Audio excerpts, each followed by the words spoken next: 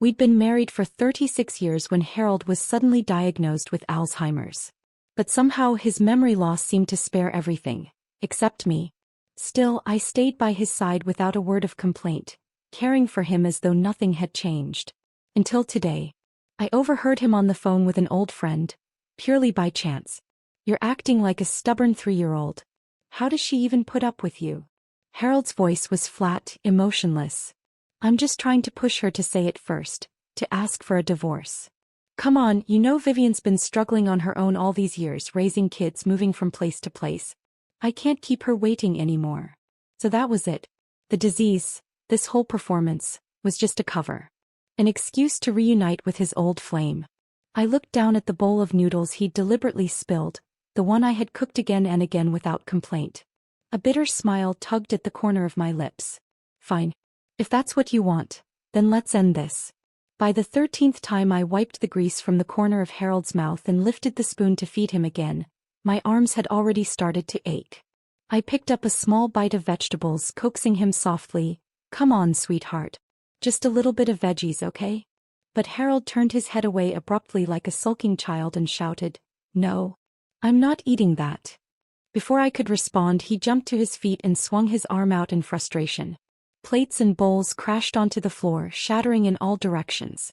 The hot soup splashed onto my feet, sending a sharp sting up my leg and forcing a hiss through my teeth. He froze. There was a flicker of confusion in his eyes, as if somewhere deep down he realized he'd done something wrong.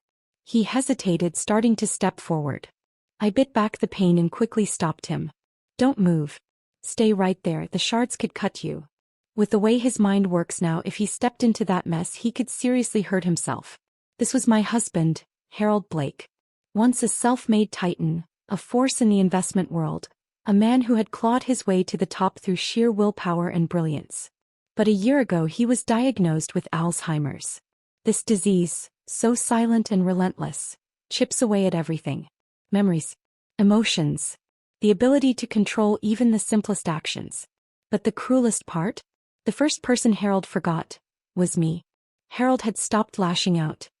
He just sat there now, his eyes wide and innocent, looking at me as if nothing had happened, like the outburst, the shattered dishes, the scalding soup. None of it had ever occurred. The ache in my chest tightened. Tears threatened to spill, but I swallowed them down, refusing to let them fall. Ignoring the burn on my foot, I guided him gently to the couch and turned on a cartoon to keep him occupied.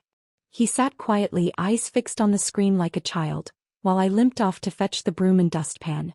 I knelt down and began sweeping the broken pieces from the floor, each clink of porcelain echoing a kind of quiet grief. Only when I turned on the faucet and let cold water run over my foot did the burning ease slightly. But in that moment another sting rose, one I couldn't wash away. I remembered that morning. The morning I woke up and found Harold staring at me with eyes colder than I'd ever seen. Eyes that didn't recognize me. "Who are you?" he asked, voice sharp and unfamiliar. "What are you doing in my house?" My heart sank. I picked up the phone and immediately called Caleb. The moment our son walked through the door, Harold's face softened. A smile broke across his lips. "Hey buddy. You're home." Caleb looked at me, puzzled. He hadn't yet grasped what was happening. Then Harold turned to him and asked, "Who is this woman? Why is she in my house?" That's when we knew something was deeply wrong. Caleb rushed us to the hospital. Dr. Alan Fisher was the one who read Harold's test results. He'd known us for decades. Back when we all still lived in that small town, back when life was simpler and futures felt wide open. "Mrs. Blake." His expression was heavy as he reviewed the scans. "It's okay, Alan," I said before he could go on. "Tell me the truth. I can take it." I hadn't been to college, didn't know all the medical jargon. But I remembered when I was a child, an old man in town suddenly forgot everyone around him. People said it was cancer. He'd had a large lump on his head before he passed. That word haunted me. "As long as he's still alive," I told Dr. Fisher, "I'll take whatever it is." He gave me a gentle smile. "It's not cancer, Jade. Don't worry. But it's something else. Harold has Alzheimer's, a degenerative neurological disorder." I stood there numb. But why would he forget me? Dr. Fisher sighed. "With Alzheimer's, memories don't fade in order. Sometimes the first person a patient forgets is the one they were closest to. The first one he forgot was you, which also means in a way you were the one he loved the most. The one he depended on most. I couldn't bring myself to smile. Not then. Not even now. But those words, the first person he forgot was the one he loved most, became the only excuse I had left to comfort myself in the long days that followed. Every time Harold turned those unfamiliar, piercing eyes on me, eyes that scanned me like I was some kind of intruder, and demanded over and over again, "Who are you? Why are you in my house?" Sometimes even shoving me roughly toward the door. I'd silently repeat Dr. Allen's words in my mind, clinging to them like a lifeline. The first person he forgot was you because you were the one he held dearest. I told myself this was what love meant, standing by someone when everything else falls apart. I couldn't give up on him. I couldn't let him get lost in his past alone. The burn on my foot had dulled to a throb by now. I turned off the faucet, washed my hands and leaned against the sink trying to gather myself.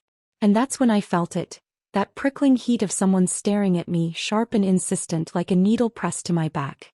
I looked up at the mirror. Harold was standing in the doorway. In his 60s now, but still looking like a man in his prime.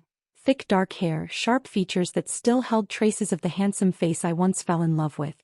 He leaned against the doorframe, silent, watching me with wide, clear eyes, the innocent gaze of a child. I exhaled slowly, relieved for a moment. Maybe he was calm again. I started to speak, my voice gentle. "Are you still hungry?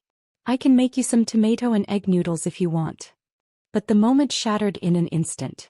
His whole demeanor shifted. His voice snapped into something urgent, suspicious. "Who are you? How did you get in here? Are you trying to rob me? Get out. Right now. Or I'm calling security." The floor seemed to drop from beneath me. Before I could even gather my thoughts, Harold lunged forward and shoved me toward the door. His mind might have regressed, but his strength hadn't. I couldn't stop him. I couldn't even slow him down. I didn't even have time to grab my shoes. The door slammed shut behind me. Charleston's winter nights were brutally cold and snow still blanketed the ground in thick layers. My bare feet hit the icy stone path, instantly numb from the cold, the sharp gravel biting into my soles. I rubbed my hands together for warmth, watching each breath curl out in frosty clouds. My phone was still inside the house. I had no choice but to limp toward the community office to get the spare key. Halfway down the path, I spotted the community security patrol heading toward me, a young woman named Ella. The moment she saw me, she stopped in her tracks, eyes wide with understanding. "Mrs. Blake, wait here, I'll grab the spare key for you." She dashed off before I could say a word. Just a few minutes later she came hurrying back, cheeks flushed, carrying a jingling ring of keys, and a pair of thick winter shoes. She gave me an apologetic smile. "Mrs. Blake, if you don't mind, here, wear mine for now. You'll get frostbite out here barefoot." Gratefully I took the shoes and keys, thanking her over and over as we walked back toward the house together. I stood before the front door of our house and knocked firmly. "Harold, open the door." His voice came from inside, low and guarded. "I don't know you. Go away." My tone instinctively sharpened. "I'm your wife. If you don't open this door, I swear I'm going to get really upset." Harold let out a sharp scoff. "Impossible. My wife isn't you." He refused to open the door. There I was, standing outside in the cold with Ella, my face burning with embarrassment as I awkwardly rubbed my hands together to keep warm. Ella sifted through the ring of spare keys, trying one after another, until she finally found the right one. Without hesitation she unlocked the door. The moment it swung open, our eyes met. Harold looked right at me with that same blank, unfamiliar gaze. But he clearly recognized Ella.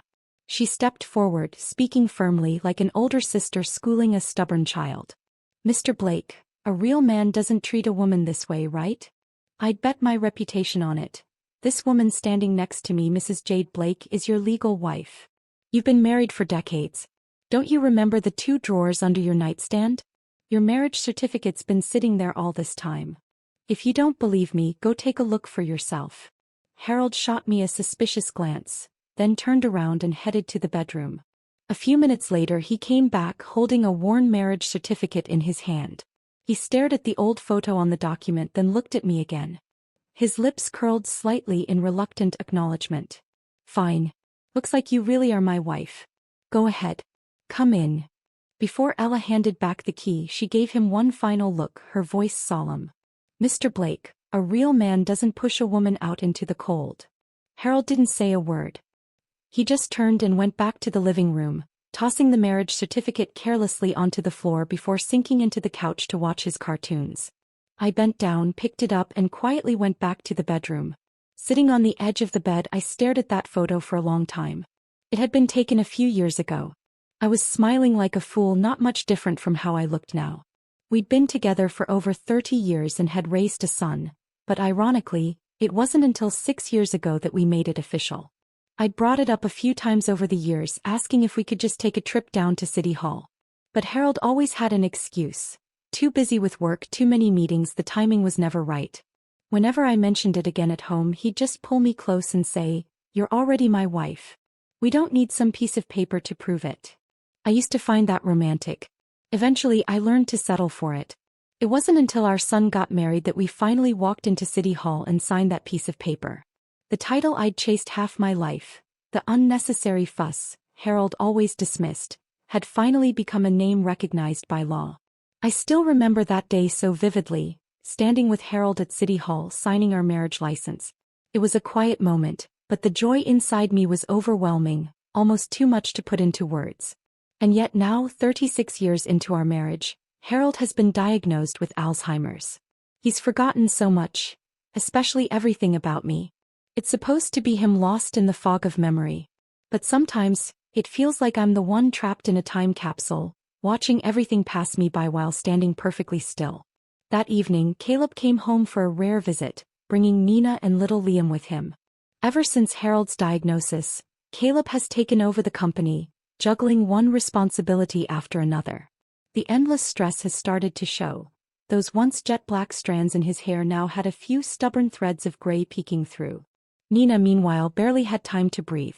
She spent most of her days chasing after the whirlwind energy of a toddler, with no space left for herself. Knowing how exhausting life had been for them, I'd spent the entire morning cooking up a full table of dishes, hoping to give them a taste of home and a bit of comfort. When we all finally sat down to eat, Harold pulled his chair closer to Caleb, so close in fact it felt deliberate. A small gesture, but it spoke volumes. The distance, the wariness. It was as if I were just another stranger at the table. Liam scrunched up his face and mumbled, "Grandpa, you're squishing me." Caleb glanced at me, visibly uncomfortable, then turned to his father and whispered, "Dad, come on. Mom's not a stranger, and definitely not the enemy. She understands you. Don't push her away like this." Harold kept his head down, saying nothing. Me? I just sat there, my heart already tightening even before the first bite. They chatted and laughed together, a warm, intimate circle of family. From the outside it looked like a picture-perfect dinner. Only I wasn't part of it. I was just on the edge, unseen, uninvited, and achingly alone. It would be a lie to say it didn't hurt. Still, I forced a smile and reached across the table to serve everyone some ribs. "Eat up while it's hot," I said cheerfully. "Next time you come home, I'll make another pot for you." Back when we were younger, Harold was always on the road, traveling for business, flying down south to close deals. Every time he returned, I'd make him a pot of braised ribs. It became our ritual. Caleb was just a little boy back then. At night, he'd sneak over to the phone and dial Harold's number, his small voice echoing through the hallway. "Daddy, when are you coming home?" After dinner, I headed into the kitchen to clear the table and wash the dishes. I was halfway through when I glanced down and noticed Harold's empty bowl. He'd eaten everything except the ribs. That single piece of meat lay untouched, left behind as if it didn't belong. And suddenly something tugged at my chest, sharp and aching, a hollow knot rising straight to my throat. Nina came in quietly and gently placed a hand on my shoulder. "Jade," she said softly, "don't take it to heart. Harold's just like a child now. He can't tell closeness from distance anymore." I nodded, forcing down the lump in my throat, and silently went back to scrubbing dishes, letting the sound of running water drown out the ache in my heart. After tucking the kids into bed and wrapping up another long day, I still couldn't sit still. My hands, almost by habit now, reached for the cleaning cloth as I started wiping down the house again. Ever since Harold's diagnosis, we'd gone through several caregivers. But none of them lasted long. He'd either fly into sudden rages or throw tantrums over the smallest things. One by one they all left. In the end it was just me. I was the only one left who could handle him, the only one who still tried. As I wiped down the cabinets, my eyes drifted toward the bedroom. Harold was lying on his side, unmoving, his gaze fixed intently on the cloth in my hand. I moved closer to his desk, intending to wipe the surface, when he suddenly sat up and said sharply, "Don't touch that." Startled, I froze. He walked over quickly and picked up a photo frame sitting on the desk. Harold returned to the bed, cradling the photo in his hands, his eyes lost in a distant memory. And then, unexpectedly, a faint smile curled at the corner of his lips, a rare expression these days. He stared at the photograph for a long time, then gently wiped the dust from the glass with his sleeve, almost reverently. Finally, he set it down carefully on his nightstand, placing it with a kind of solemn care he hadn't shown for anything else in years. That photo, he'd always held it dear. Everything else in the house could be moved or replaced, but not that frame. Anyone who even dared to touch it would instantly see his temper flare. Under the dim, warm glow of the bedroom light, the image inside had begun to fade. But I remembered exactly what was in that picture. A group of young people, vibrant and full of life, stood shoulder to shoulder on a dusty country road, their smiles bright and carefree. At the bottom of the photo, a small caption was printed: Community Volunteer Program, 1979 Group Photo. Right in the center stood Harold, and the woman beside him, Vivien Moore. That year, Vivien had come to our small town as a university student, part of the Community Volunteer Program. She was smart, striking, and carried herself with the unmistakable air of someone raised in the city, confident, polished, and a little condescending, whether she meant to be or not. Harold, on the other hand, was the pride of our town. His family didn't have much. His parents worked at a local factory, but he was driven, clever, ambitious. Everyone knew he was going places. Tall, good-looking, respectful, he was the kind of young man every girl in town quietly dreamed about. But me, I didn't bother hiding it. I liked him openly and wholeheartedly. My grandfather was the head of the town's community committee, so keeping my feelings a secret wasn't exactly an option. I used to bring Harold lunch and nag him about finishing his assignments. In the evenings while he attended night school, I'd sneak into the back of the classroom just to hear him read aloud. But everything changed when Vivien arrived. She and Harold were closer in age, shared a similar education, and seemed to speak the same language. They'd spend hours together in the library, sitting side by side, discussing poetry and exchanging their favorite books. I had nothing to contribute, just sat on the sidelines watching them, the unease inside me growing stronger with every passing day. I even tried to find out what kind of girls Harold liked. Someone said he admired girls who were simple and clean with ponytails. So I started wearing my hair in a ponytail every day, swinging it back and forth in front of him, hoping he'd notice. Then one day while I was delivering lunch, I overheard a few city girls chatting and laughing. "Have you seen Jade lately? She's been copying everything Vivien does. It's pathetic. Her hair's so thin and stringy, like it's barely hanging on. Who is she trying to impress?" I stood in the corner, cheeks burning, biting my lips so hard I thought it might bleed. And then a cool, composed voice cut through their giggles. "Don't say that. Jade is Harold's little sister. If he hears you talking like that, he won't be pleased." It was Vivien. She let out a soft cough and added, ever so gently, "She's just a small-town girl. It's only natural that she's no match for me. But don't say such things in front of her. It won't reflect well on you." I peeked through the window and saw her expression. She was smiling politely, but beneath that sweetness was a cold, condescending glint. "She's so plain and chubby, always clinging to Harold like a stray. It's honestly embarrassing." Harold had fallen asleep clutching that photo in his arms. I lifted the corner of the blanket gently and slid into bed beside him, careful not to disturb him. It was a cold night, but I didn't dare move any closer. He still saw me as a stranger, distant, suspicious, unwilling to let me near. I kept telling myself, he's sick. You can't take this personally. You can't blame a patient for their illness. But somewhere in the haze of the night I started feeling feverish. Maybe I'd caught a chill during the day, now it felt like it was settling into my bones. Sometime after midnight, Harold suddenly shoved me awake, grumbling from the other side of the bed that he was hungry.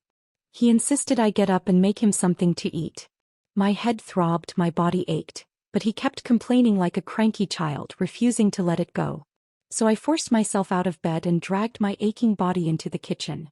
I made a quick serving of creamy macaroni and cheese and brought it to him. He took one bite, just one, and knocked the entire bowl off the tray. Pasta and sauce splattered across the floor. Thankfully, I had cooked an extra portion, one I'd planned to eat myself. I reheated it for him without a word. He took 2 bites this time, then wrinkled his nose in disdain. I want chicken noodle soup instead. I sighed in exhaustion. Thankfully, I had some leftover broth from a couple of days ago. I pulled myself together and got back to work, cooking up a fresh bowl of soup and bringing it to him. He took a few sips, then frowned again. I don't want this either. I closed my eyes for a second, trying to hold back the frustration rising in my chest. Forget it, he muttered. Just turn on the TV, I want to see cartoons.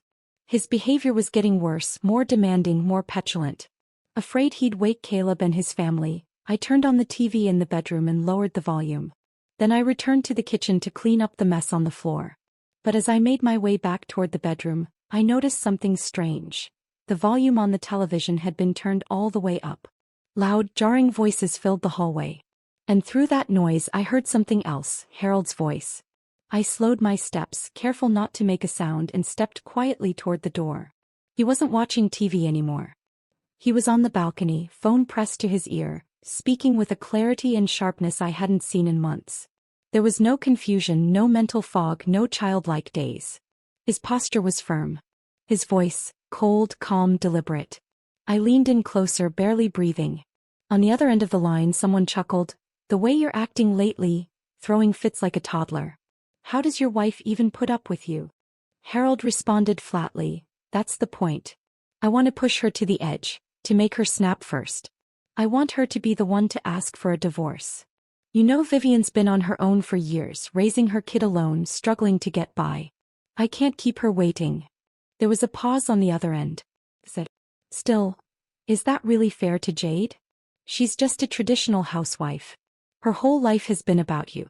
She doesn't know the law, doesn't know how to protect herself. You really want to force her into a divorce like this? Wouldn't it be better if you just told her yourself? At least that way she could walk away with a little dignity." Silence. And then everything inside me collapsed. So this was it. Harold wasn't sick at all. The Alzheimer's, the memory loss, the confusion, the tantrums, it was all an act. He just wanted to push me away. He wanted me to leave so he could go back to Vivien without guilt, without blame, without consequence. I stood frozen by the door, my body trembling uncontrollably. So this is what it all came down to. Everything, every tear I held back, every meal I cooked, every humiliation I endured, it was all just a stage for his clean exit. A tidy excuse to make room for an old love. Me. I had been clinging to a marriage that was already gone. 36 years. And in the end I was the only one still trying. Something inside me broke. The last of my strength gave out and the room began to spin.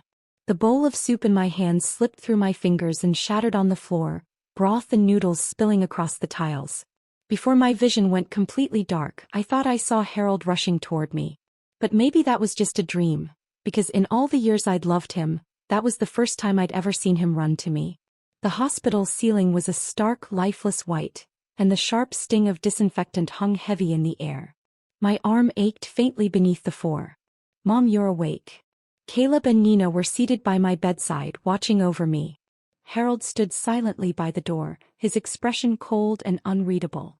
For a moment I wished I could close my eyes and wake up somewhere else. Anywhere but here. I wanted this to be just a nightmare, something I could forget. "You're awake." Harold stepped closer to the bed, his tone flat as if he were commenting on the weather. There was no guilt in his eyes. Not even a flicker. Just quiet indifference. Like this was all expected, like he wasn't even trying to keep up the charade anymore. He didn't bother pretending. And I couldn't understand it. How could he be this cruel? I had given my entire life to this man, poured every piece of myself into this marriage, and he stood there acting like none of it ever mattered. I didn't even realize I was crying until the tears had already soaked my cheeks. Let's get a divorce," Harold said, cutting me off before I could speak. His voice was detached, as if he were offering a weather forecast instead of ending a marriage. "Honestly," he added casually, "I was hoping you'd be the one to say it first." And then he turned around and walked out of the room. Caleb and Nina exchanged a glance. No one said a word. I sat there in silence, numb. Only then did it truly hit me, Harold's phone call on the balcony that night. He wanted me to hear it. The whole act, his so-called illness, had been a lie. A carefully crafted performance, a role he played until the script got too messy. So he simply walked off stage. And I was left behind, choking on the wreckage of a story I thought we were still writing together. The sobs came fast and uncontrollably. I buried my face in my hands and let them tear through me. Caleb reached over, placing a tentative hand on my shoulder. Mom, don't take it too hard. Maybe Dad didn't mean to hurt you. I lifted my head abruptly, my voice shaking. You knew, didn't you? You knew he was faking it. His eyes flickered and his fingers brushed his nose, his old tell whenever he lied. Of course not, Mom, he said too quickly. I only just found out too. And yeah, what he did was awful. He stood up, avoiding my gaze. I need to head back to the office. Nina, can you stay with Mom a little longer? Make sure she gets some rest. Without waiting for a response, he grabbed his coat and left. I watched the door slowly close behind him, and in that moment I felt the last pieces of me fall apart. Hollow. Even my own son had chosen Harold's side. They'd planned this together, worked out every angle, just to push me to say those two words first. I want a divorce. Nina stayed seated beside me. She quietly picked up a fruit knife and began peeling an apple, the soft scrape of blade against skin the only sound in the room. What Harold did, it's unforgivable, she said softly. But please try not to let it break you. Your health matters more than anything right now. I didn't have the heart to eat, but she placed a tissue beneath the sliced apple and gently set it on the nightstand anyway. You should try to get some rest, she said. Liam's probably waking up soon. I need to take him to school. I nodded, voice low. Go ahead. I'll be fine. She grabbed her bag and gave me a quiet smile before slipping out the door. But as the silence settled in again, I stared at the empty room, at the untouched apple, at the door she left swinging gently behind her. And I asked myself the question I couldn't answer. Will I really be fine? Will I truly be okay on my own? I suppose I'd sensed it long before everything fell apart, that Harold had never truly cut ties with Vivien. Started a few years back, subtle at first. He'd receive phone calls at odd hours, calls he always took with a strange flickering look in his eyes. As soon as the phone rang, he'd glance at me, then either step outside with his coat or slip quietly into the garden to talk, keeping his voice low and his back turned. Old friend, I'd ask, trying to sound casual. He'd pause for just a beat too long before offering a stiff smile. Yeah, just an old friend catching up. But eventually the signs became harder to ignore. He started reorganizing his closet frequently, getting rid of old clothes and replacing them with trendier, more youthful styles. Once, while glancing at his phone, I accidentally caught sight of an unsent email draft. Just one line in the subject bar. I'm sorry for all these years. And then there was the plane ticket. He'd returned from a business trip one weekend and for once forgot to empty his coat pockets. I found the ticket while doing laundry. The destination wasn't Chicago like he'd told me. It was Los Angeles. I never confronted him about it. Maybe I was afraid of the answer. Maybe I was just too used to swallowing things whole and smiling through the bitterness. Harold's friend wasn't wrong. I was exactly that kind of woman, the kind who built her entire world around home and family. When I was younger, I took on odd jobs here and there. Some sewing gigs, a little bookkeeping just to help cover expenses. But eventually I let it all go. I gave everything to this family. I became a full-time homemaker, pouring my energy into my husband, my son, and the life we built around them. Out there, I was the kind of woman who would argue passionately with a neighbor if they offended my family. At the grocery store, I'd fight over a few cents with the cashier if I thought I was right. At home, I patched old clothes late into the night, stitch by stitch, because I couldn't bear to throw anything away.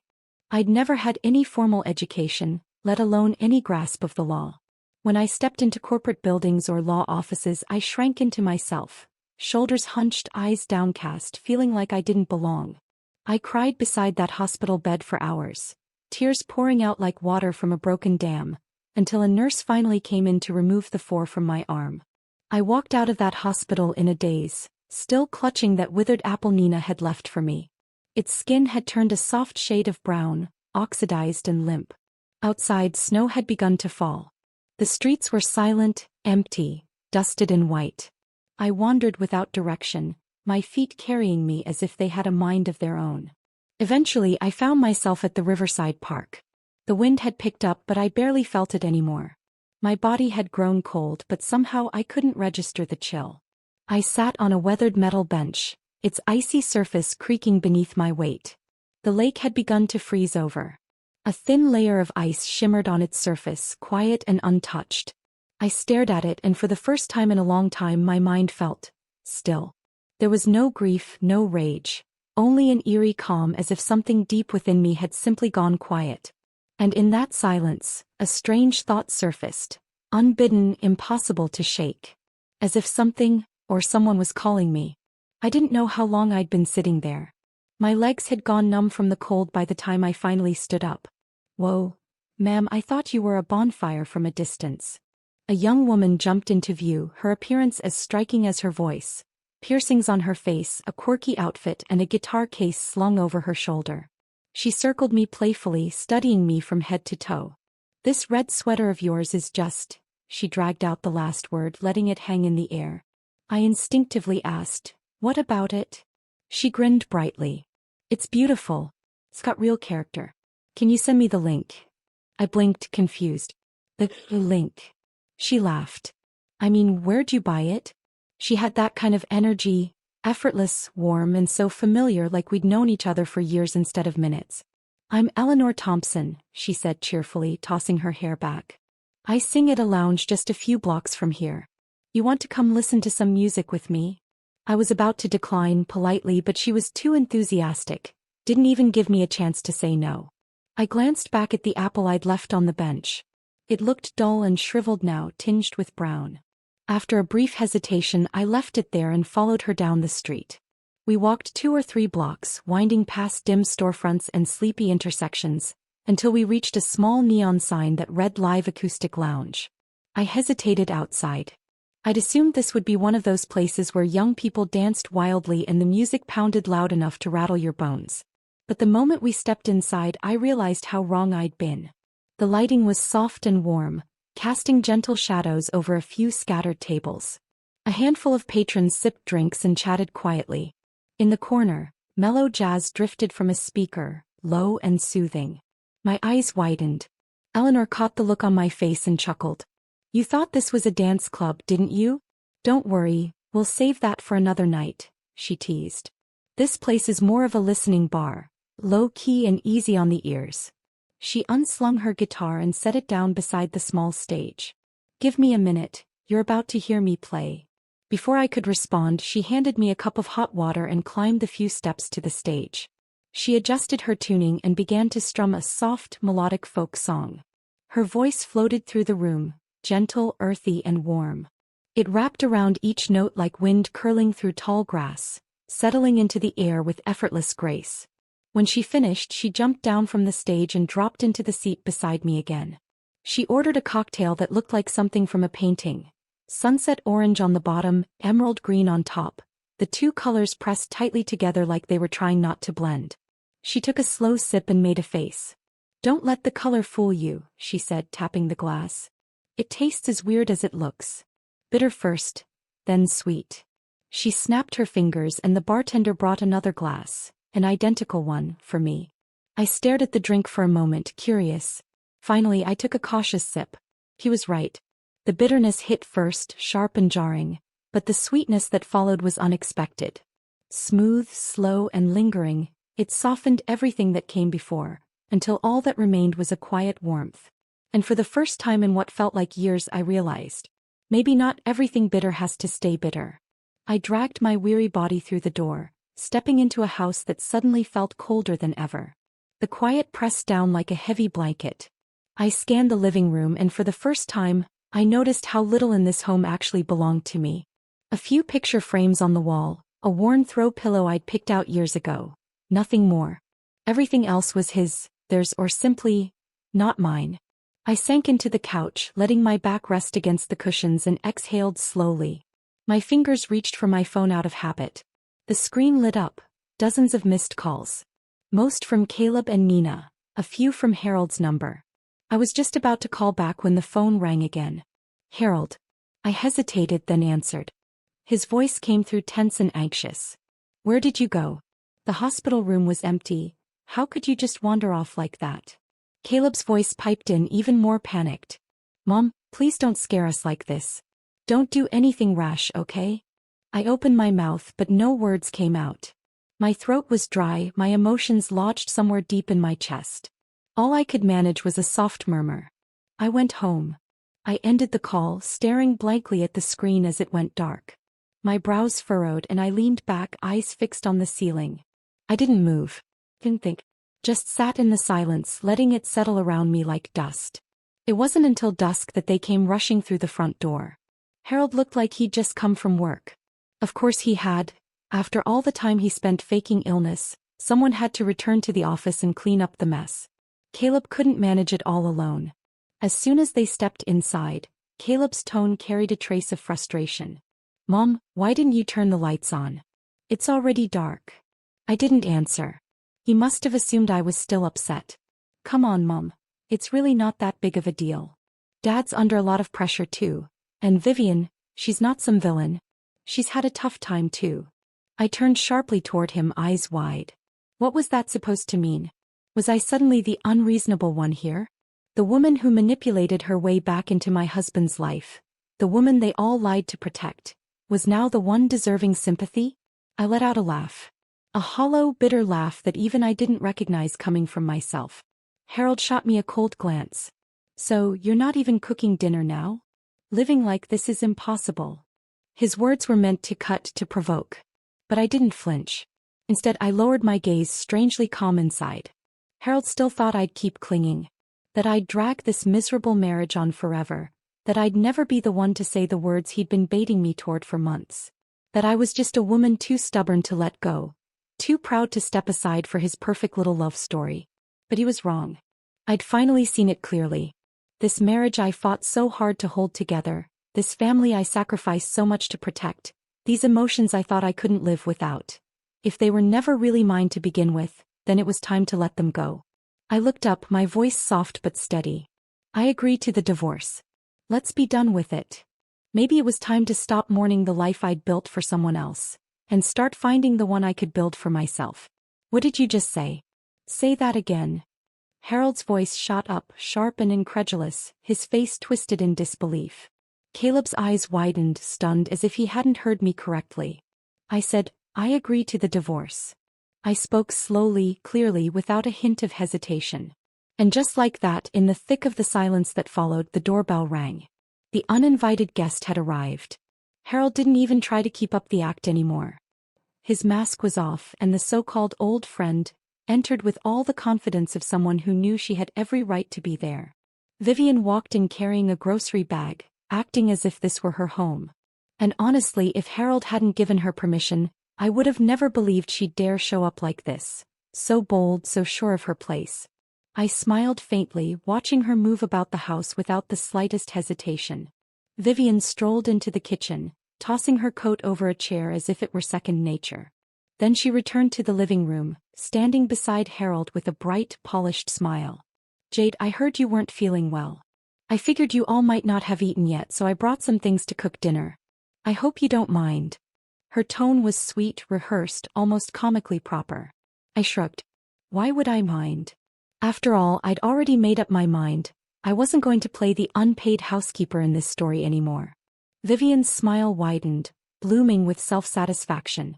She wore a pale green dress that hugged her figure perfectly, a tailored wool coat draped over her shoulders, her hair neatly twisted into an elegant chignon.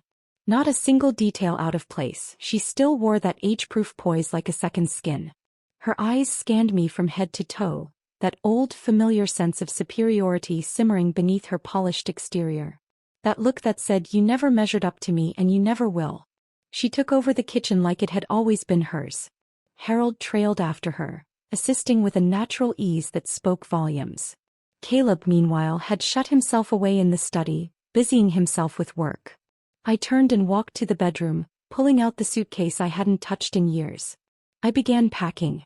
The suitcase wasn't even full, but for the first time in decades I felt light, unburdened. When I wheeled it back into the living room, the dining table was already set, dishes steaming, the air thick with the scent of spices.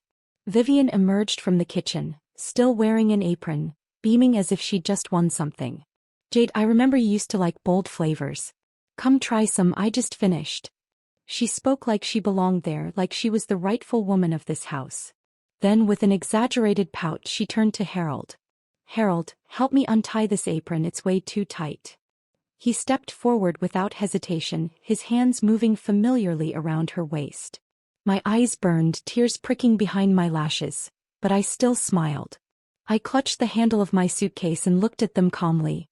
"Harold, make time to finalize the divorce papers." And I walked out. Behind me I heard Vivien's voice, soft with feigned concern. "Did I do something wrong?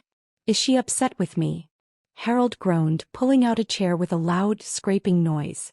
"Don't bother with her. She's lost it. She'll come crawling back, just wait." I didn't look back. But in that moment I knew one thing for certain. I would never crawl back again. I followed the address on Eleanor's business card, standing hesitantly at the front door, unsure if I should knock. Before I could decide, the door swung open. "There you are." Eleanor beamed, her face lighting up with delight. "I was starting to worry you weren't coming." I offered a slightly awkward smile. "I'll pay rent, of course, at least until I find a place of my own." She waved her hand dismissively. "Please. That's nothing. Honestly, just having someone to keep this lonely soul company is payment enough." Her exaggerated tone made me laugh in spite of myself. She took my suitcase and ushered me inside with her usual warmth. She had already prepared a cozy little bedroom for me. Fresh sheets, a neatly made bed, and everything in perfect order. "The closet's empty, so feel free to use it. And toiletries are in the top cabinet in the bathroom," she said, leaning against the doorframe with a playful grin. "Actually, why don't we just be roommates?" she added, eyes twinkling. "You cook, I wash dishes, we'll split the work 70-30. Oh, and I should probably mention there's a cat." I looked down to find an orange tabby weaving between my feet, its soft fur brushing against my ankle. Something warm rose in my chest, gentle, sudden, and overwhelming. I nearly teared up. Eleanor must have noticed. She smiled broadly, then grabbed her coat. "I'll run out and pick up a few groceries." As she left, I began unpacking, folding clothes into drawers, placing little things in their new places. And then my phone rang. It was Dr. Alan Fisher, the very doctor who had first told me Harold was sick. "Jade," he said, his voice lined with concern. "I heard you two are getting divorced? At your age, is that really necessary? You've been together so many years. Harold wasn't a bad husband. Think about it. Maybe you should just go home, apologize, patch things up. Life doesn't have to get this messy." I held the phone tightly, steadying my breath. "Alan, you know Vivien's back. Harold wants a divorce so he can give her a proper place in his life. I'm just giving him what he wanted. This marriage was something I held together alone for years. Now I'm ready to let go." There was a pause on his end. "But he cared about you, Jade. If he didn't, why would he have married you in the first place?" His question hit me harder than I expected. Why did Harold marry me? Truth be told, I'd never really figured that out. I grew up without parents. My grandfather, the town's community committee chairman, raised me. I was bold and headstrong even back then, chasing Harold openly when most girls only dared to admire him from a distance. Everyone in town knew I liked him. And Grandpa never stopped me. If anything, he encouraged me with a proud smile. "Loving someone isn't wrong, Jade," he used to say. "But forcing someone to love you, that's where people go astray." At the time, I didn't understand the weight of his words. But Grandpa always told me, "Remember this, Jade, everything I say comes from life experience." He'd ruffle my hair and say with certainty, "If you love someone, go after them. Don't be afraid to look foolish." With his backing, I grew bold, maybe too bold. I shut out every girl who tried to get close to Harold. I guarded him fiercely, claimed space where I could, did everything to prove I belonged beside him. But the one thing I couldn't stop was Harold's own quiet signals, to someone else. I still remember that letter. That carefully written love letter Harold spent months drafting, the one I eventually, unknowingly, delivered to Vivien myself. My hands had trembled when I realized what I'd done. And yet back then I still believed that if I just held on tightly enough, he'd eventually choose me. Now I knew better. Harold once told me I was the person he trusted most. He handed me a letter one day and said it was important, something that could determine his future.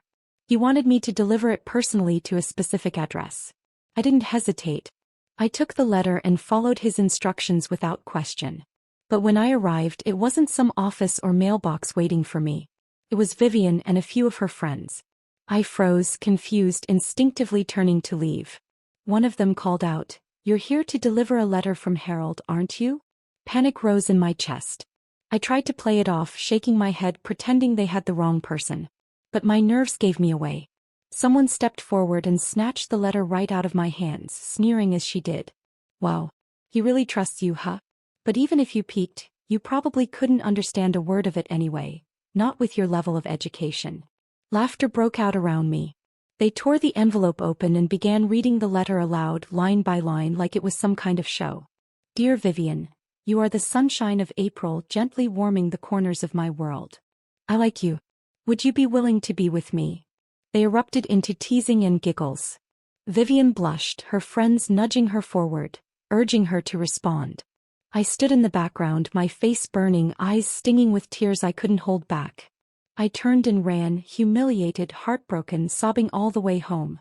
At the time I told myself it was inevitable. They were a perfect match. Talented, beautiful, from the same world. Of course they'd end up together. But to my surprise, Vivien turned him down.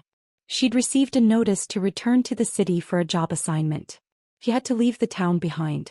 When the day of her departure came, Harold didn't even show up to see her off. He stayed locked in his room, disappearing into silence. The next day something shifted. He showed up outside my window, standing there without saying a word, just watching. Eventually he knocked on the door. "Jade," he said quietly, "would you sit with me and read for a while?" Without hesitation I agreed. We fell back into our old rhythm, sitting side by side at the table, reading, laughing. Those moments felt like a second chance, a gentle return to something I thought was gone forever. A few months later, word came that Vivien had married someone in the city, and was already expecting a child. She seemed to be living a good life. I hesitated, unsure whether to tell Harold. When I finally did, he didn't even flinch. His expression was blank. "What does that have to do with me?" His cold indifference brought me an unexpected flicker of joy. If she no longer mattered to him, maybe I still stood a chance. And from there, everything fell into place. Eventually I became Mrs. Blake, just as I'd always dreamed. When my grandfather fell ill, he called Harold to his bedside. "Jade's the one I worry about the most," he said, his voice frail. "Harold, promise me you'll take care of her. For life." Harold nodded. Only then did Grandpa close his eyes in peace. "But oh Grandpa, you were always so good at reading people, except this once. In the end you still got him wrong." Later Harold was admitted to college. Me. I went to work in a factory, taking on long shifts in the heat and grime, earning enough money to support his studies. My skin grew rough and sun-darkened, my hands calloused from labor. But every night I thought of him, wondering if he had enough to eat, if he was warm, if he was okay. I only visited him once during those years. I'd scraped together an entire year's worth of tuition and living expenses, stuffing it into an envelope before boarding a train that took 3 full days to reach his city. When I finally saw him again, he was walking through campus in a plaid shirt, books under one arm, chatting with classmates, his face lit with the earnest glow of youth. At that moment I felt all my exhaustion melt away. I called his name. He turned, startled. When he saw me, a flicker of surprise crossed his face before he quickly led me outside the gate. "I told you, you could have just mailed the money. Why come all this way?" I looked up at him with a sheepish smile. "I missed you," I said softly. "I just wanted to see if you were doing okay, if you were eating enough, staying warm." That was all I wanted back then, just a glimpse of his world, a moment in his day, a place somewhere in his heart. Maybe it was that foolish persistence of mine that finally moved Harold. Maybe that's the only reason he chose to walk this road with me back then. I let out a quiet sigh. The divorce. It's for the best, for both of us.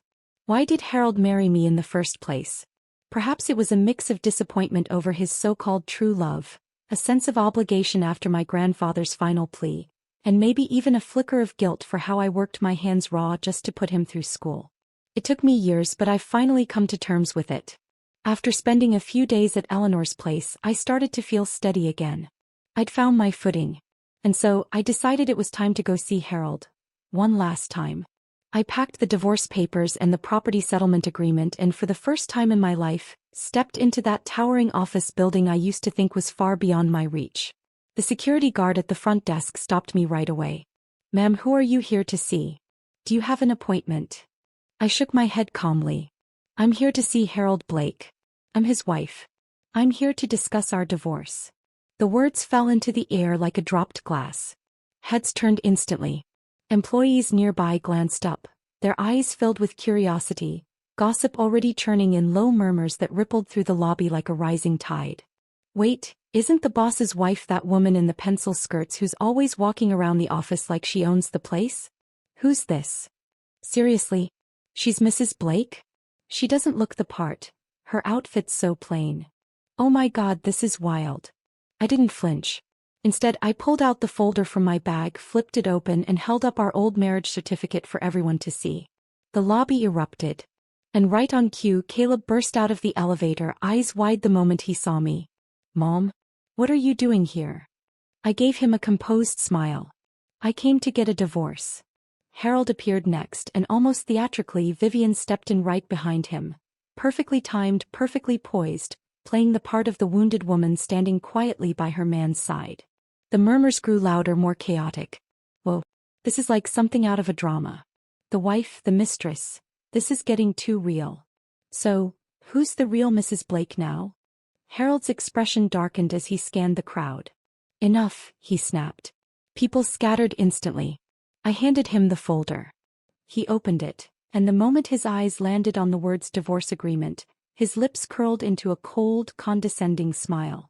Well, you really know how to put on a show," he sneered. "How the hell did you figure all this out?" I raised a brow. So that's what he meant by all this? The terms of the property settlement? Did he really think I'd be clueless forever? That I'd beg to stay, humiliate myself, plead for scraps? Or maybe he never imagined I'd beat him to the finish line. He didn't know Eleanor had opened my eyes.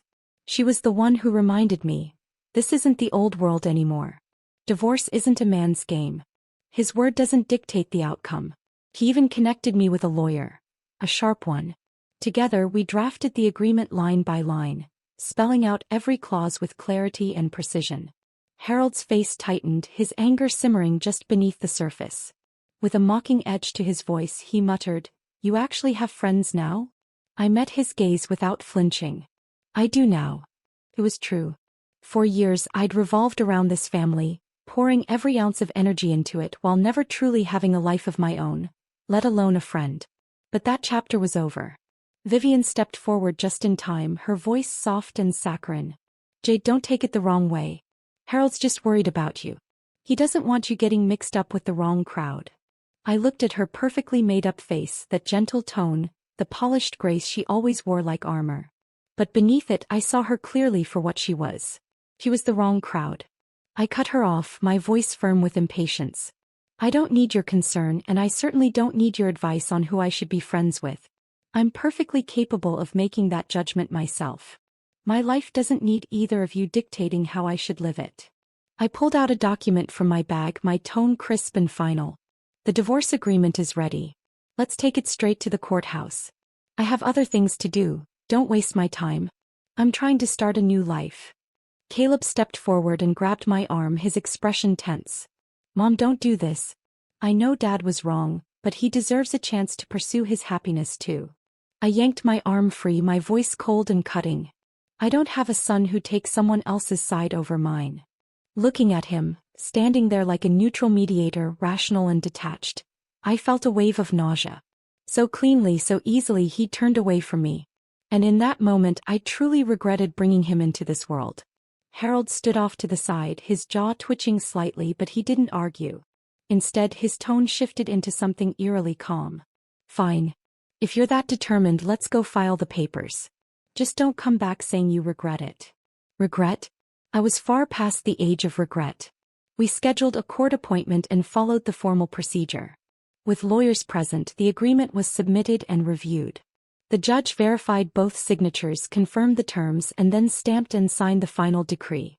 And just like that, I had it in my hands. The official divorce judgment. As I stepped out of the courthouse, I exhaled slowly, the weight on my chest finally lifting.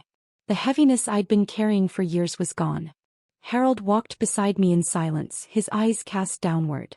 I didn't know what he was thinking, but I could imagine. Maybe satisfaction. Maybe a strange emptiness. Maybe for the first time, it hit him that this wasn't just a convenient escape. It was an ending. One he couldn't undo. He slid his hands into his pockets and muttered, "Where are you headed? I'll give you a ride." It was the first time in years he'd offered to take me anywhere. I turned to him, my voice even. "No thank you." My tone was cool, my message crystal clear. I had nothing left to say to him and not a single drop of energy to waste. After the divorce, I started looking for work. But the job market wasn't exactly kind to a woman in her 50s. I applied at a few restaurants. The managers scanned my resume politely, then gently let me down. "You have a lot of life experience, ma'am, but we're looking for someone a little younger." At a local supermarket, I tried for a cashier job. I couldn't even figure out the register system before they quietly told me, "We'll give you a call if anything opens up." It wasn't surprising. But I didn't let it crush me either. I'd found the courage to walk away from a life I no longer recognized. Whatever hurdles lay ahead, I could face them too. That evening, I returned home and snapped a photo of the divorce decree. I sent it to Eleanor. She called within seconds. "Oh my God, congratulations. Welcome to the reboot phase of your life." I smiled. Not long ago, I would have been mortified to say I was a divorced woman. I used to think being abandoned by a husband was the ultimate disgrace, a symbol of failure. But now all I wanted was to go back and give that younger version of me a good slap across the face. This isn't shameful. This isn't pitiful. This is freedom. "Congrats," Eleanor said again later that night, looping her arm around my shoulder as she walked through the door after work. "You've officially transformed into a modern, independent woman." She even recommended a job I could try. Something more creative, something mine. She encouraged me to start documenting my life after divorce, turning little pieces of my daily journey into videos and sharing them online. "Come on," she said with a laugh. "We've got to keep up with the times. Don't let the world leave you behind." With her support and encouragement, I took the first steps toward something I'd never imagined for myself. I created my first social media account. 1 month after my divorce, I posted my very first video on social media. Of course, Eleanor was the one who edited it. Honestly, it was the only version that looked halfway decent. Back then, I still stumbled over my words and looked painfully awkward in front of the camera. But now I can speak freely, looking straight into the lens without flinching, sharing my story without shame. I still carry a slight southern accent from my small-town roots, but I've stopped feeling self-conscious about it. That accent is part of who I am and there's no reason to hide it. In the video, I sat in my kitchen with a warm smile, talking directly to the camera. "Welcome to Divorce Diaries by Aunt Jade. Let's take a look at what a day in the life of an independent woman born in the 60s looks like." Divorce Diaries was Eleanor's idea. She said it had just the right balance of humor and authenticity, something that would catch the eye of younger viewers. I never expected it to gain traction, but to my surprise, the video took off. That very first post received over 5,000 likes. Eleanor read the comments to me, grinning from ear to ear. "Jade Auntie's life is so real and comforting. There's something soft and healing about her presence. I swear I want to try her chicken noodle soup so badly." Internet mom goals. Eleanor chuckled. "You've got a fan base now. These young people are obsessed with your videos." So I kept going. I started posting more clips, little slices of my everyday life. Cooking, playing with the cat, cleaning the house, performing with the local community band, and even snippets from my adult education classes. That's right, I'd gone back to school. I never had the chance to complete my education when I was younger, but it's never too late to start. I signed up for adult enrichment courses at the local community college, slowly filling in the gaps I once thought would remain empty forever. To break up the routine, Eleanor dragged me along to her band rehearsals. "Music," she said, "is the best therapy there is." My videos became more diverse. No longer just glimpses of housework but reflections of personal growth, healing, and the long, sometimes messy road back to myself. The chores I used to perform without thinking peeling garlic, folding laundry, mopping the floor, suddenly became quiet metaphors resonating with people I'd never met. Somehow my ordinary life made others feel seen. One afternoon my phone rang. It was Caleb. We hadn't spoken since the divorce. This was the first time he'd reached out. "Mom, I saw your videos." There was a pause on the line, like he was choosing his words carefully. "You're putting yourself out there online, talking about the divorce and everything. I just thought, at your age, is that really necessary? I mean, if Dad sees it, he won't be thrilled." I felt my blood boil. I let out a sharp laugh. "Putting myself out there? What do you think I'm doing, committing a crime? Or are you just as clueless as your father?" There was a stunned silence on the other end. "I'm just worried about you," he mumbled. Then a beat later he added softly, "Liam misses you. He keeps asking why you don't come visit. And Dad's lost a lot of weight. He's not eating or sleeping well. Do you think there's still a chance for you two?" I snorted. "Don't be ridiculous." I already knew what was going on. Word travels fast in small circles. Harold and Vivien had already registered their marriage a few days ago. Newlyweds, glowing and in love, probably off on a honeymoon somewhere with matching bathrobes and wine glasses. Not eating, not sleeping. He was likely busy sipping champagne by the beach. I flipped through my recipe notes as I replied flatly, "Unless it's an emergency, don't call me again. I'm busy." I ended the call without another word and returned to my community college course catalog. Lately, I'd learned so much. Everything from advanced video editing to proper storytelling structure. I was finally reclaiming the time I'd once given away so freely, finally putting it towards something that felt like mine. Next on my list? Getting a new car. I was planning a road trip. Just me, the open highway, and the whole world waiting beyond the city lines. There's so much to see. And now, I finally have the freedom to go see it. I never expected to run into Harold again, let alone in a hospital. I had only come to pick up my routine checkup report. But just as I stepped into the lobby, I saw him, arm in arm with Vivien, walking toward me. I instinctively turned my head, planning to walk right past them like I hadn't seen a thing. But Vivien made sure that wouldn't happen. "Well, isn't this a surprise?" she called out sweetly. "Jade, what brings you to the hospital?" "Not feeling well." As she spoke, she lifted her hand ever so casually, flashing the glint of a large diamond ring, making sure I couldn't miss it. She wanted me to see it, to know that they'd officially tied the knot. I gave her a brief glance, then turned my eyes to Harold. For a second his expression faltered. A flicker of panic crossed his face, small but noticeable. "Are you okay?" he asked quickly. "Did you see a doctor? How have you been?" Vivien stood beside him, her forced smile stretching tight across her face. One of those expressions that looked more like a wince than a grin. "I'm fine, thank you," I said flatly. Then I walked past them without another word. As the elevator doors closed behind me, a chill ran through me, not from nostalgia but from clarity. Cold, steady clarity. I wasn't shaken. I wasn't sad. I was more certain than ever. I had made the right choice. Upstairs, I headed to the medical office to collect my results. Dr. Alan Fisher was already flipping through my report when I walked in. He glanced up, eyes scanning me for a moment. "Well, from the numbers, you're in excellent health," he said with a warm smile. "Actually, you look better than ever, glowing even. Your skin looks brighter, your energy's better. I'd say the divorce suits you." He chuckled. "I hear you've been doing some kind of lifestyle videos online? My wife's a huge fan. She follows you religiously, says she wants to start her own channel now." I nodded. "It's just a little something to keep my days in rhythm.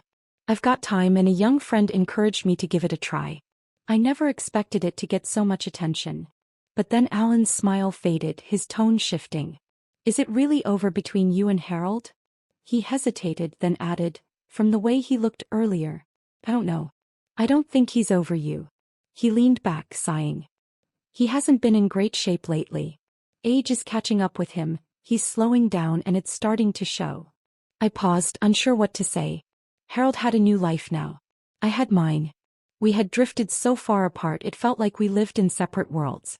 And still, people tried to weave our names back together again, as if it were possible to stitch old chapters into a new book. Why do people do that? Why do they keep trying to piece together a story that's already ended? Why insist that two people who have already gone their separate ways should somehow find their way back again? People from our generation always say, don't break it, fix it. They think staying together is the noble thing, the right thing, the only thing. But today's younger generation understands something better. Sometimes the truest kindness is letting go. Sometimes walking away is the most dignified closure you can give each other. I sat quietly for a moment, then said softly but firmly, times have changed, Alan. When love no longer fits, you don't keep wearing it out of habit. I'm not going back to Harold. That chapter's over. Alan rubbed the bridge of his nose, clearly a little embarrassed by how firmly I'd shut it down. You're right, he murmured. I just wanted to see you happy again. We've been neighbors so long, it's hard not to care. Then, after a beat of hesitation, he added quietly, but, Jade, this time Harold really is sick. Sometimes fate really does have the cruelest sense of humor. Harold, who once faked Alzheimer's just to push me away, had now been truly diagnosed with early-stage Alzheimer's disease. When Alan told me, I simply shrugged. So what? Taking care of Harold wasn't my responsibility anymore. That role had long been passed on to someone who supposedly belonged there now. I didn't have time for sympathy, much less nostalgia. I had continuing education classes to attend, driving lessons to schedule, content to film, and videos to edit for my social media page. But just as I was finally throwing myself wholeheartedly into my new life, the storm hit. It started small, just a few bitter comments under my videos. At first, I could laugh them off as I read them aloud to Eleanor, trying to stay detached. This so-called sweet homemaker is just another clout chaser riding the divorce wave. I used to know her from our old town. Trust me, she was always a mess, constantly clinging to her ex-husband. Don't be fooled by her innocent act. She's not who she pretends to be. Always scheming, always after other people's men. I tried to keep my composure. I really did. I thought they were just a few toxic voices shouting into the void. But the next few days proved me wrong. More people began piling on, strangers, followers, trolls. The comment section turned into a mob scene full of slurs and accusations. Some even messaged me privately, hurling vile words I'd never imagined strangers would dare to say. It was vicious. Merciless. I'd never seen anything like it. The same people who once found comfort in my warmth and daily routines now flipped overnight, as if they'd been handed a new script to read from, a new villain to hate. I stopped uploading. Even logging into my account made my chest tighten. I hovered over the delete account button more than once. Eleanor noticed right away. Furious, she slammed her phone down and said, "No way. We're not letting them do this to you." She immediately started digging, determined to trace the origin of the smear campaign. Eventually she found it. A post from a so-called women's empowerment account. Anonymous submissions, tear-soaked stories meant to tug at people's hearts. And buried there was a letter that lit the match. I lost my lover to a woman who trapped him for years. Even after fate finally brought us back together, she refused to let go. She uses their divorce as publicity, uploading videos of her new life, just to lure him back in. He's worn out, underweight, emotionally drained, and I ask myself every day, how much more can I take? Below the post, commenters began linking my social media account, not by name but by suggestion. Some tagged me directly. Others left subtle breadcrumbs, fueling the fire. Then came the so-called insiders. You know that woman with the videos? Her ex-husband has Alzheimer's and she's exploiting it for attention. And just like that, a lie snowballed into a narrative. A single line, "Her ex has Alzheimer's and she's still loyally caring for him," became a viral soundbite. Comment sections flooded with emotional replies. My mom took care of my grandpa during late-stage Alzheimer's. It broke her. My grandfather wandered out of the house every night. It's the hardest thing in the world. That woman is amazing. But they weren't praising me. They were praising a ghost version of me, a fabricated figure molded by Vivien's narrative. A weeping, long-suffering wife, twisted into a tragic background character to justify her presence. Me, the real me, I was erased from my own story. Drowned beneath public sympathy for a lie. They turned me into a villain in someone else's love story. Are you going to respond to all these rumors? Eleanor asked, her tone cautious but firm. I didn't have an answer right away. Not long after, Caleb showed up at my door in person. The moment he stepped inside, he started urging me not to respond publicly. "Mom, just let it go," he said, trying to sound calm. "These online things blow over quickly. If you stir the pot, it'll only create more noise. It might even hurt the company's image, impact the stock price." I turned and looked at him, but before I could speak, Nina tugged his sleeve and shot him a sharp glance. "Can you please think about what you're saying and where you're saying it?" she hissed under her breath, clearly embarrassed. She hesitated for a moment, then turned to me and spoke more gently. "Jade, I honestly didn't expect Vivien to stoop this low. She's always preaching that the unloved one is the true outsider," she added bitterly. "What a joke." There was a pause and then she murmured, "If I had known who she really was, I'd never have let Liam call her grandma." She caught herself, realizing she'd said too much, and fell awkwardly silent. I didn't reply. It sighed, long and heavy. "You should leave now," I said quietly. "And don't come back." I had made up my mind. Caleb saw it in my face and left with a defeated look. 3 days later I logged into my account again, and this time I posted a video. For the first time I faced the camera, not to share a recipe or a quiet moment of my day, but to speak the truth. The video opened with me sitting at my kitchen table. I looked straight into the lens, my voice calm and measured. "Hi everyone, I'm Jade. Today I want to take a moment to address some of the things being said about me online. Some say I'm a typical housewife, that I lack education, that I don't know how to dress, that my life once revolved entirely around my husband and child. And to be honest, that used to be true. But then one day my husband started pulling away. Later he was diagnosed with early-stage Alzheimer's. It's not a terminal illness, but it does take patience, lots of it, to care for someone going through that. At first I believed it was just part of marriage, standing by each other, growing old together. But eventually I realized he wasn't really sick. It was all a lie, a performance meant to push me into filing for divorce. He said I was too plain, too unrefined, not educated enough. 36 years of marriage, and just like that he was ready to walk away. Our marriage certificate was issued 6 years ago. Our divorce, less than a year old. And now he's remarried. I held up the court-issued divorce decree for the camera to see, forcing a small, awkward smile. I'm not asking for sympathy. I just think every person who's been silenced deserves to be heard. My throat tightened as I spoke those words.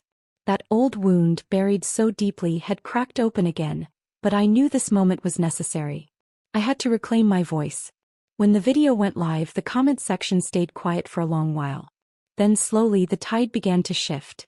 People began digging into the timeline, cross-checking facts, questioning the stories they'd been fed. Some even found old photographs and shared them online. "I'm a travel photographer," one user posted. "Over the years I captured this same couple in different cities." Turns out, that was Harold and Vivien. There they were, hand in hand, smiling in cafes, strolling down unfamiliar streets, leaning into each other like lovers in a postcard. Those business trips Harold used to take? Just romantic getaways with someone else. Even Ella, the community worker who used to help clean the house, chimed in. I always thought something felt off. Harold wasn't sick. That winter when he locked Jade out in the snow, he didn't look like a man with Alzheimer's. He looked like someone putting on a show.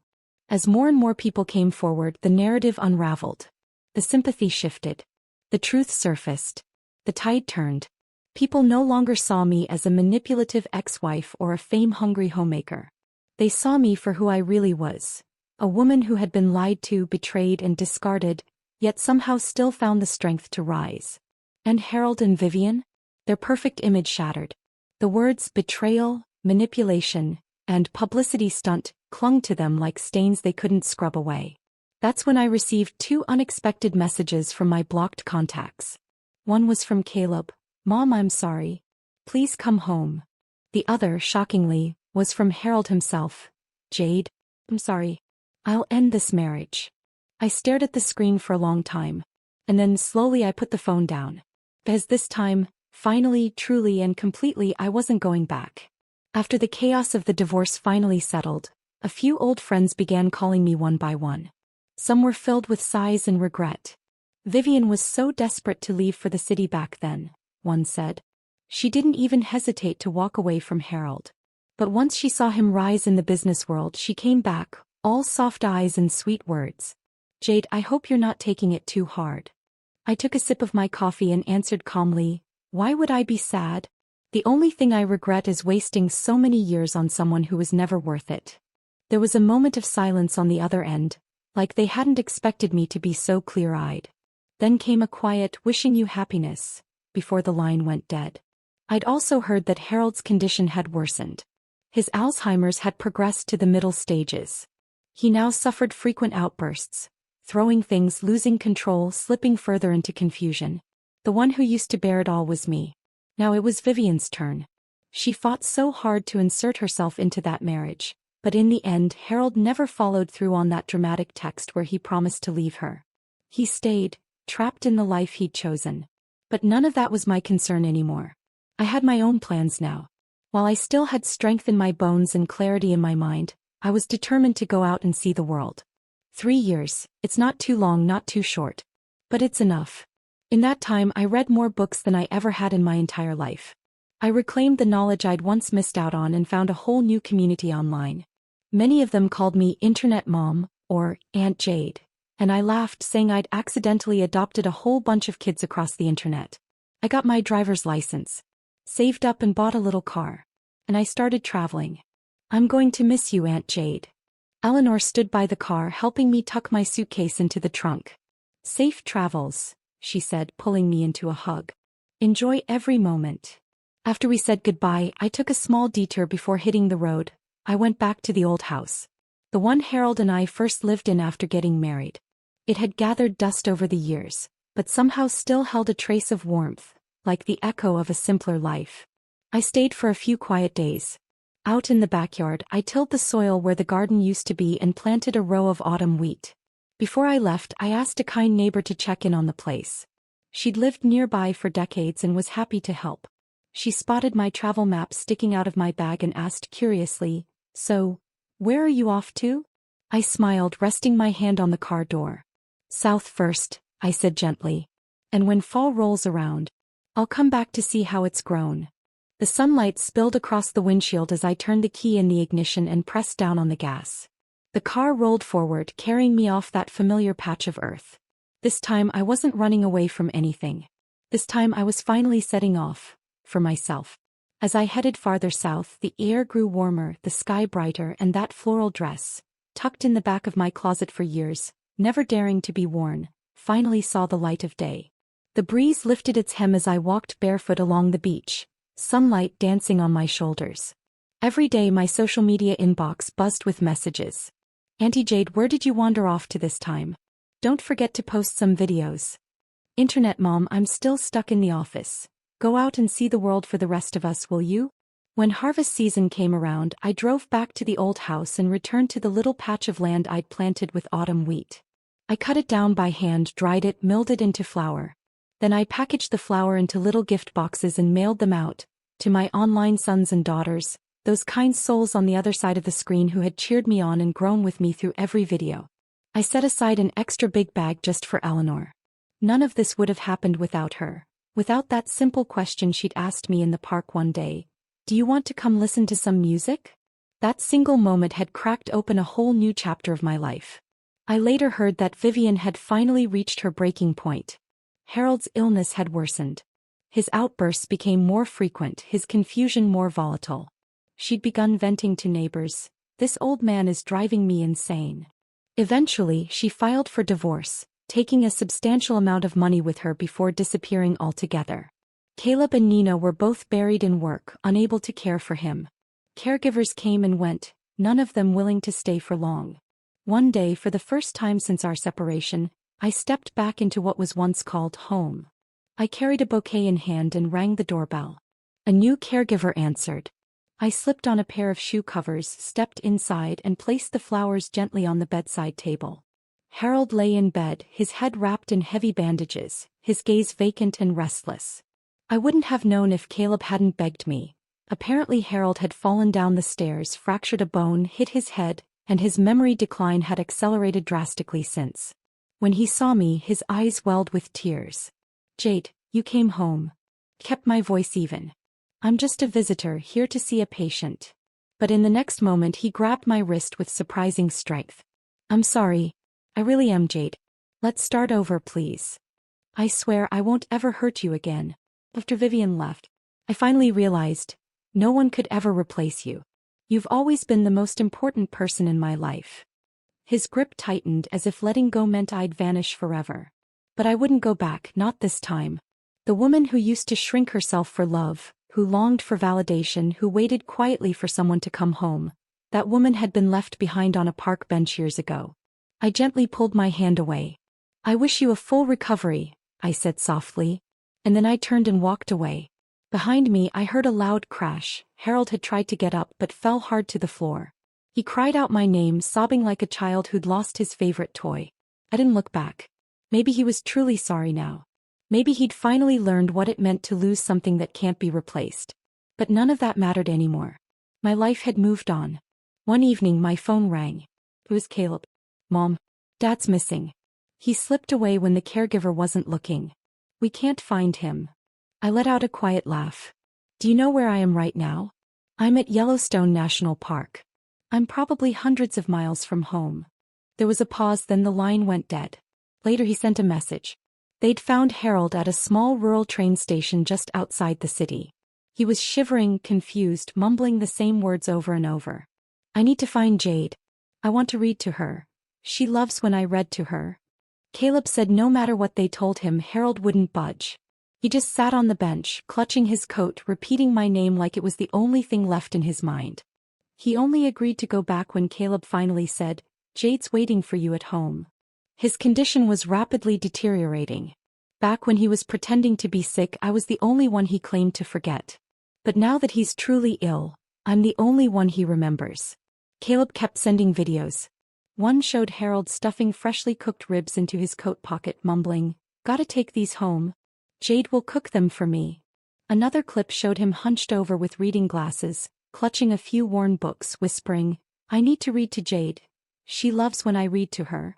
I watched the footage without flinching. Caleb pleaded with me again. "Mom, even if not for Dad, can't you visit more often? For us."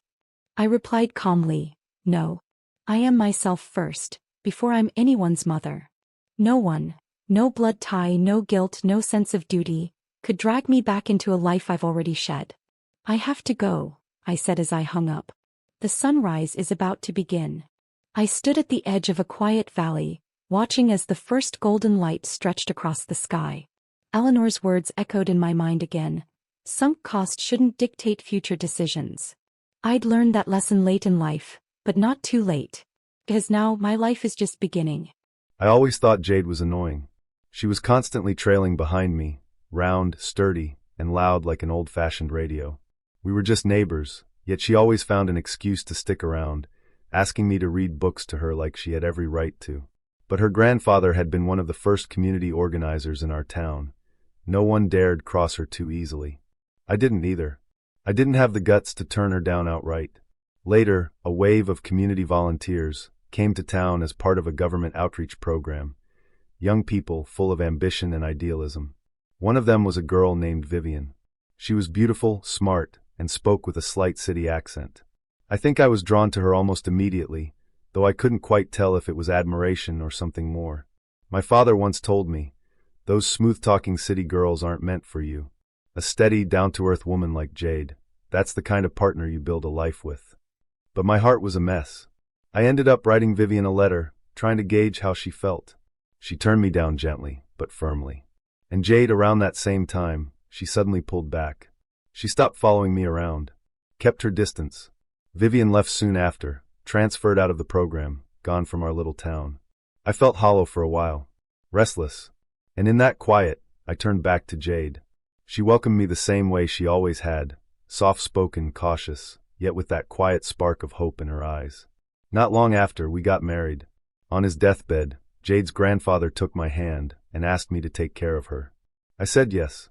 The look in her eyes that day, so certain, so unwavering, it felt like I was all she ever needed in this world. Later, I was accepted to a university in the city. But my family had no means to pay for it. Jade didn't even hesitate. She handed over all her savings and said, "Even if I have to sell everything we have, I'll make sure you go." She picked up part-time shifts at a local manufacturing plant, packing boxes, working assembly lines, while I went off to Boston to chase my future. She even came to visit me once, saying she wanted to surprise me. But when I saw her standing outside the campus gates in her outdated clothes, surrounded by well-dressed college students, all I felt was embarrassment, not joy. Years later, a friend told me that Vivien's marriage had fallen apart. Her husband was abusive. By then, my career was just beginning to take off. Something stirred inside me. Maybe it was pity, maybe it was unresolved longing. I'm not sure. But I went to see her in secret. When I got home, Jade and our child were in the kitchen. The pot of braised ribs had been reheated twice already. I felt guilty briefly. But the next time Vivien called, crying into the phone, I still found another excuse to leave. I've often wondered if I ever truly loved Jade at all. When Vivien told me she'd finally divorced and was raising her child alone, my first thought wasn't sympathy. It was how to leave Jade. But I knew Jade wouldn't let me go easily. She clung too tightly. So I did the cruelest thing I could think of. I pretended to be ill, hoping she'd be the one to ask for a divorce. She never did. So I made sure she overheard a phone call on the balcony, the one where I accidentally confessed the truth. When she finally said the words, I agreed to the divorce, I felt like all the air had been sucked from my lungs. It hurt. Deeply. Like something inside me had torn open. How dare she? Wasn't I the center of her world? How could she just let go? Not long after, I saw her online. She'd started sharing her life on social media, telling stories, cooking, playing with her cat, speaking in that thick hometown accent, recounting the small joys of daily life. I scoffed, shaking my head. She's just putting on a show to spite me. But deep down, I knew the truth. She'd really let go. Later, I began forgetting things more often. At first, I brushed it off. Until one day, I couldn't even remember how to get home. The doctor confirmed it, Alzheimer's. And just like that, I realized, maybe this was karma. All the things I pretended to forget, life was now truly erasing them, one by one. Vivien tried to help at first, but it didn't last. Eventually, she didn't even pretend to care. Once, during an episode, she slapped me across the face. We divorced soon after. But what never left my mind, what still flickered through the haze, was Jade. The day she came to visit me, I clutched her hand, tears in my eyes, and begged her to take me back. She looked at me calmly and said, I'm only here to visit a patient. Then she pulled her hand away and walked out without looking back. I slid off the bed and sobbed like a child. And in that moment, I finally understood. The only person I had ever truly had, the only one who stood by me, unwavering, was the woman I had spent a lifetime taking for granted. But she no longer belonged to me. Jade, may your life be free and steady. And may you never again bend yourself for anyone who doesn't see your worth.